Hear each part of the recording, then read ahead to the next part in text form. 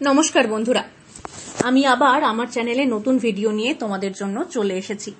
আজ আমি তোমাদের সাথে শেয়ার করব ডেলিশিয়াস পুডিংয়ের রেসিপি। এই গরমে কিন্তু বেশ ঠান্ডা ঠান্ডা পুডিং হলে ইভিনিংটা একদম জমে যায়।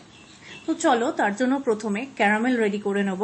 আমি কিন্তু ক্যারামেলটা কেক টিনেই একবারে করে নিয়েছি, কারণ অন্য পাত্রে করে কেক টিনে ঢালতে ঢালতেই ক্যারামেল শক্ত হয়ে পুরো ব্যাপারটা ঘেঁটে যায়।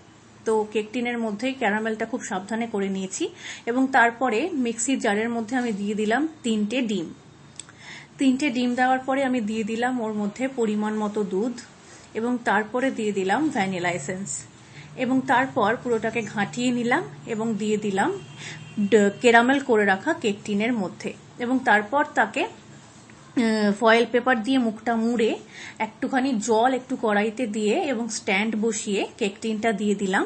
10 থেকে 15 মিনিটের জন্য রেখে দিলাম পুডিংটা হতে। তোমাদের যদি আরো একটু বেশি সময় ধরে মনে হয় রেখে দেবে, মোটামুটি 20 মিনিটের বেশি আর রাখতে হয় না।